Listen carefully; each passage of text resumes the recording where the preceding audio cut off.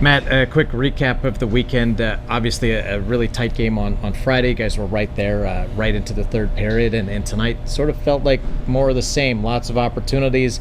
You guys had a lead here tonight. You were able to hold that lead for a good chunk of it, but then it couldn't extend on a 2-goal, and it sort of walks itself backwards. But then you get the overtime, and then it goes south from there. I mean, I know it's fresh, but what sort of assessment do you have on what you've seen from this group that's allowed them to have success, not finish, try to get it to the 2 points?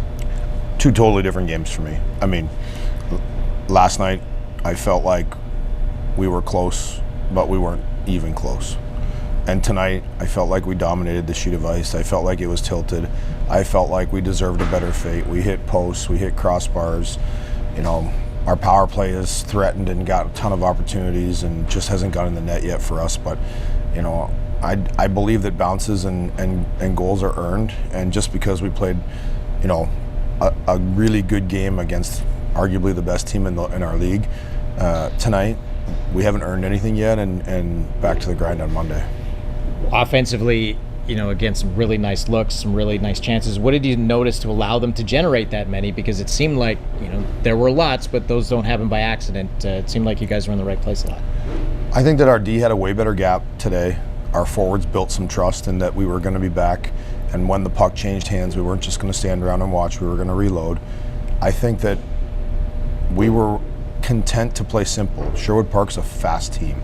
They have 3 or 4 guys that are arguably probably the fastest guys in this league, and that creates problems. But when the style of game that they play, you can catch them being a little over aggressive and a little overzealous, you know, trying to get up the ice as much as they do. And so we made simple plays off the glass that led to odd man rushes through the first and second periods, you know, kind of ad nauseum, where, you know, it's another 2-on-1, another 2-on-1, another 2-on-1, and it's only a matter of time before those go in. Like Koji hits the crossbar, you know, he shorthanded, he has a breakaway that the goalie makes a great save on. So it's just, the opportunities are there, but tonight I felt like our game was one of the best games, if not the best game we've played up to this point in the season. One guy who's absolutely maximizing minutes in terms of getting some production, you know, is Brendan Russell. That fourth line played some, but not a lot, because the game was taken over by a lot of power plays. But then he gets his second goal of the season on a nice setup.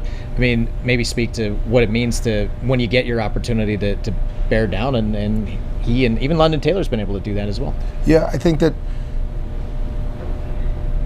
when you get to the BCHL as a 17-year-old, it's a bit of an eye-opener, and you think you're going to come in and play exponential minutes, but this is a big boy league, and this isn't just an easy league. And so having those guys sat out last night, you know, they felt like their game in West K wasn't up to par, and meet with them, have video, hopefully communicate with them so they understand why they weren't in the lineup on Friday, but then get them back in tonight, and their speed was visible, right? Their young legs are out there going and creating havoc. And, you know, we've spotted centerman Charks and Chio kind of fitted in with them off and on to get them some minutes and to ease it up. And when they were on the ice, they were good. And that's how they have to play. And kind of discussed with them as opportunities are earned. And you earn it by going out and having a good shift, and then having 2 good shifts, and then having a good period, and then eventually you earn more ice time. Finally, 8 days before the next game, you guys have played 7 already, so it feels like you guys are right up there in terms of games played. How nice is this little break going to be? Recalibrate, reset, practice, and then a big game next Sunday? I think it really gives us an opportunity to continue to hone in on what our identity is as a team. And today was another foundational stepping stone. I felt like it was a game that truly we need to recognize and understand is the way we need to play, and then build off of it. You know, there's habits and concepts that are within that structure that will allow us to maybe generate a little more, that it'll allow us to, you know, give up a little less. But for the most part, a 60-minute effort like that, in that identity, is going to suit us well. Thank you for the time. Thank you.